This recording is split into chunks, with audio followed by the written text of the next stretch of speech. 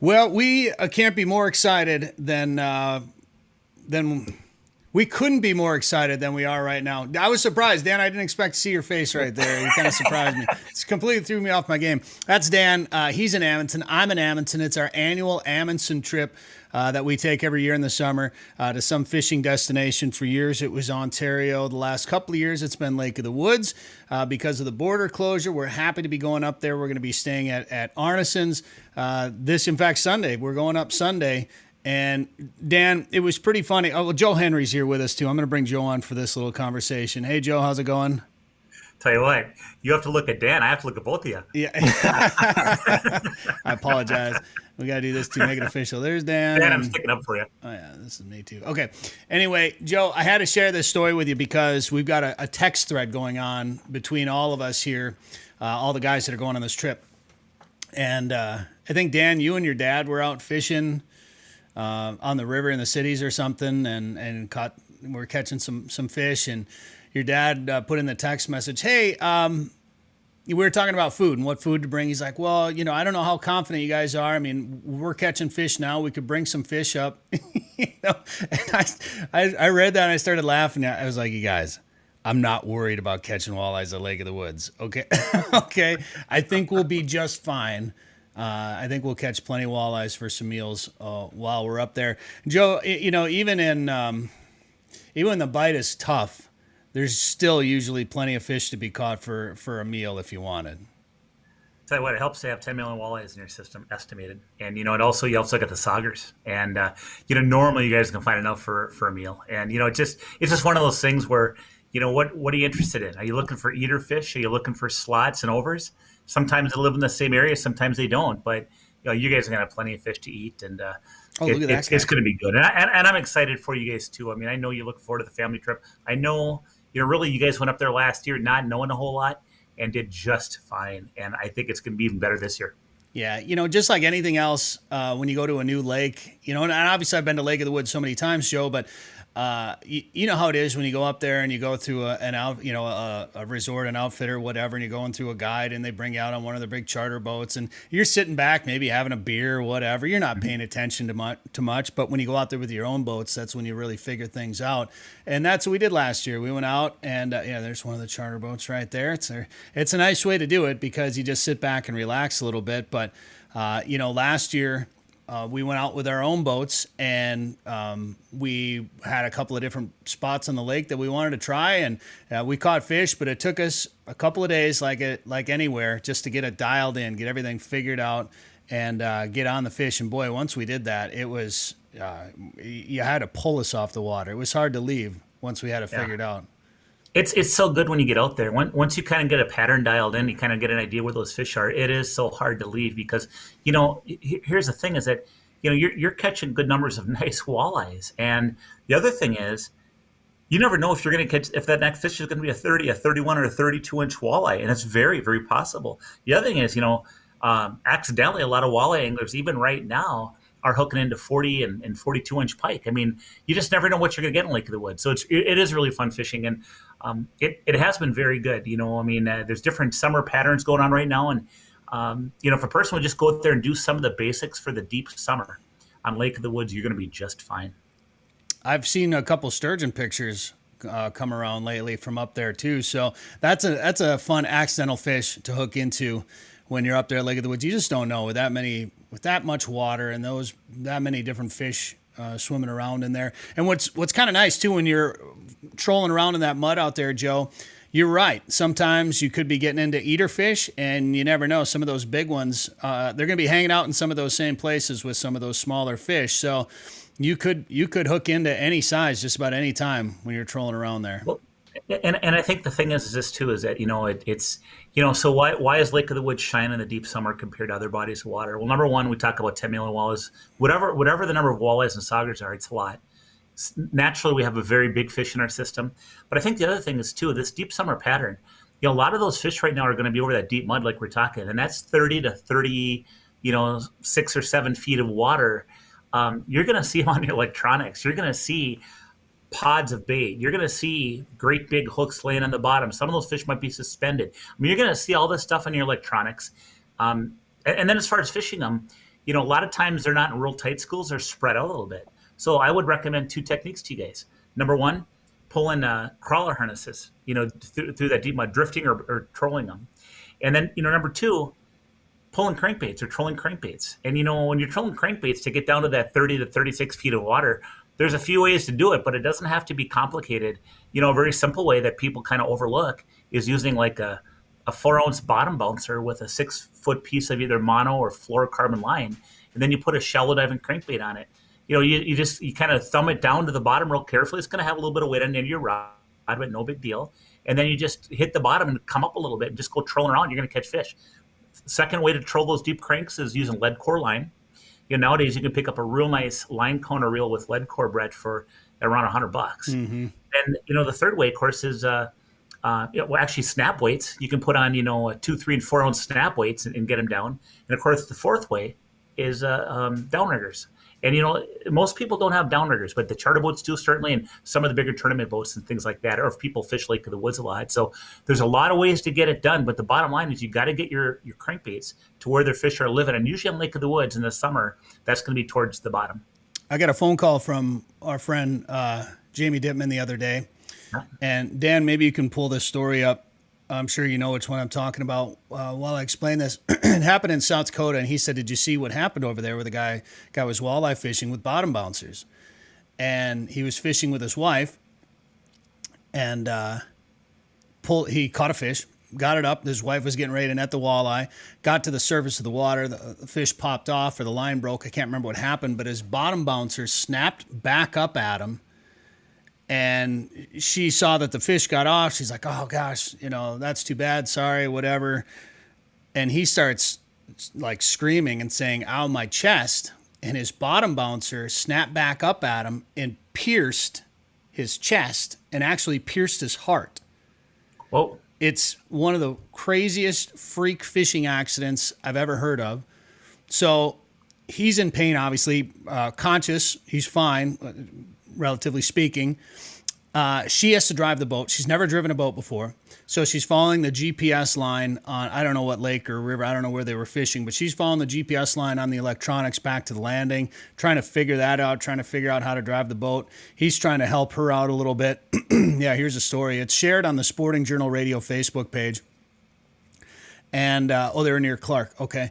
Anyway, they call 911. Obviously, the ambulance meets them at the boat access, and then in this post on Facebook, they go in to talk about what happened. They ended up having to fly him to another hospital because of some of the procedures, but they left. Obviously, his wife left the bottom bouncer stuck in his heart, didn't pull it out, and let emergency personnel handle all of that stuff. But man, so Jamie goes, I'm going to be like bending all the bottoms of my bottom bouncers.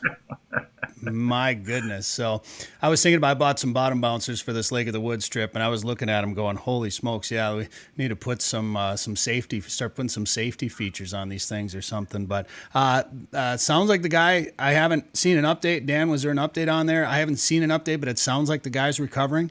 Obviously, it's a pretty serious injury, but he lived after getting a bottom bouncer piercing his heart. An amazing, amazing story, and we wish that family well over there. Well, I'll tell you, we wish him the best. It's a freak accident. I've never, ever, ever heard of anybody getting hurt by a bottom bouncer like that before. So that is an absolute freak accident. I'd continue using bottom bouncers. They're super effective for walleyes. Oh, yeah. And you know what? There's bigger fish to fry when it comes to worrying about things that are going to hurt you. Yeah. I wish him the best, though. What a freak accident. And gosh, you just never know if things happen so quick, don't they? We're going to bring up a bunch of night crawlers. Joan probably pull crawler harnesses quite a bit, but I again, last year I bought all these crankbaits for my Lake of the Woods trip. I think I used one and caught fish on it the whole time between that and spinners. So I bought some more crankbaits this year, and we were talking a little bit about it off the air. It's my secret weapon. And part of the reason it's my secret weapon, Joe, is because of a discussion we had, I think last week or the week before on the show, but also because of my experience at this time up at Lake of the Woods last year. Every time I'd pull these walleyes up, they were burping up crayfish. And I was like, oh, that's pretty interesting. So I bought some crayfish colored crankbaits. Matter of fact, I got some rattle traps that have a crayfish pattern on them. So I've thrown crayfish crankbaits at smallmouth 100 times. Never used them for walleyes before, Joe. Tell you what, I probably shouldn't say this, but I'm getting older, so I'm not so competitive anymore. One of my all-time favorite cranks for tournaments, and this is on any body of water, is that Rapala jointed shad wrap in a red crawdad color, either a 5 or a 7. But that color catches fish on every body of water. Just a really good crank. So I can tell you, I was fishing a tournament once, Brett, and I'm pretty good at pulling spinners, and there were 6 boats pulling spinners in this one area during a tournament, and there was one boat that was just kicking our butts. And after the fact, I said, okay, spill the beans, guys. Tournament's over. And he goes, pre-fishing, we found one blade color that just was putting them in a boat faster than ever compared to anything else. And you know what it was? It was kind of a darker reddish orange blade because of the crayfish in the rocks. Sure. Well, it makes sense, the old match the hatch or, mimic the forage, whatever they're eating. If you can put something down there that looks like it, you're bound to catch some fish. Speaking of tournaments, Joe, there was a tournament on Lake of the Woods recently with some pretty nice fish getting caught in it. Yeah, the Minnesota Tournament Trail comes up a couple times a year. They come up in July like they just did. They were just there. And then they also come up for their championship, which is in September. And, it's a catch, record, release tournament. So you're going for the biggest fish in the system. If you catch a slot fish, which is normally a fish that you do have to release on Lake of the Woods is 19.5 to 28, you can still take a picture of that fish on a judge, official judge, and then hold that fish up for a hero shot, and that fish will count. So the bottom line is, and I think this is the day 2 results, 5 fish for 43 pounds. On day 1, I believe it was 5 fish for 47.75 pounds, something to that effect. So it was almost, it was over a 9-pound average on the first tournament day. And the second day, 5 fish for 43 pounds, which is over an 8-pound average. So obviously, the people are finding big fish up on Lake of the Woods. And boy, it's been darn good, I'll tell you. Well, I'm fired up, Joe. The next time we talk, we're going to be doing it from Arneson's up there at Lake of the Woods, and I'll be telling you all about my 32-inch walleyes that I want to caught. see it on a judge, on a tape. I don't want the tape fabricated in any way. I've got a judge. I want Dan to watch you and verify it for me. Well, I've got a judge now, and that will be in my boat this weekend. And we're filming it. We're filming our show for our trip for Prairie Sportsman up there. And then I'm actually going to say I'm filming 2 shows for Prairie Sportsman while I'm up at Lake of the Woods next week. So there's going to be lots of cameras around in any case. I have a couple of secret spots that are going to be close to where you're going to be. So if you're struggling in any way, shape, or form, contact me and I'll put you on 1 or 2 of them. Why don't you just... And they might not be deep. They might be shallow during the middle of the day. Interesting. Don't, Dan, plug your ears. Joe, tell me. You can tell me. No. Say, Joe, Joe, you've got my phone number, not Brett's. Remember that. Well, and one thing, I see you holding up big fish, and I see Bret tying snow goose wings and throwing for the dog. I mean, who's going to catch more fish? We'll find out. I'm multitasking. Pretty obvious. Well, okay. I'll take that challenge, Dan. I'll take it. I'll take that challenge. We'll talk about it. But I got to say, though, all kidding aside, isn't having a fishing trip like this with your family and such, isn't it great for your own mental health just to have something to look forward to? Yeah. Oh, yeah. You know what I mean? I'll tell you, when you're going with your family, too, you certainly will never regret it. I mean, these years go by pretty darn fast, don't they? They do, and that's one thing we've tried to do. We've had some family members come and go on this trip, but for the most part, we've had the main core has stayed there consistent all these years, and it's one thing we kind of count on as a family every year is being able to go on this trip. And yeah, here's my uncle with a nice walleye from last year up there at Lake of the Woods. Cool.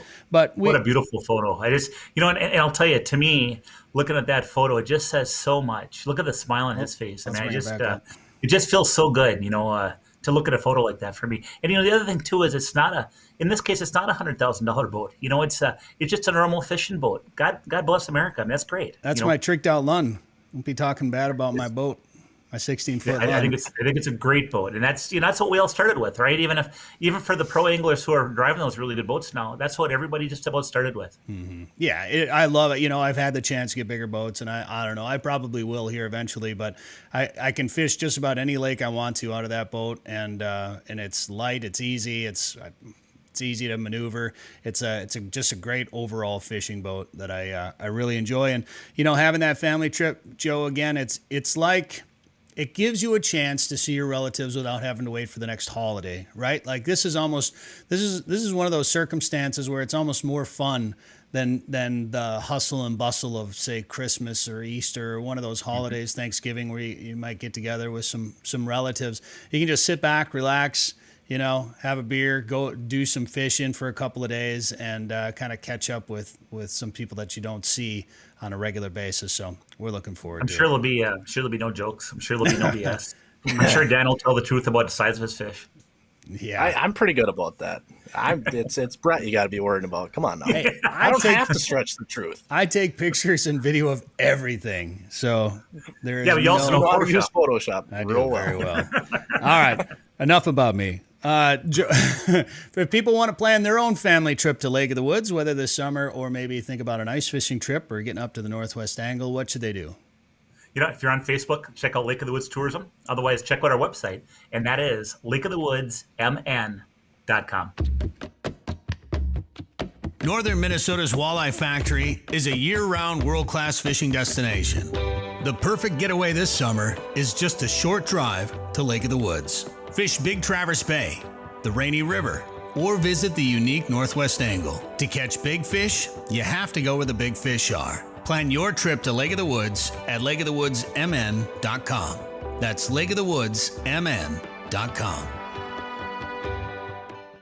Hear more at sportingjournalradio.com or wherever you get podcasts.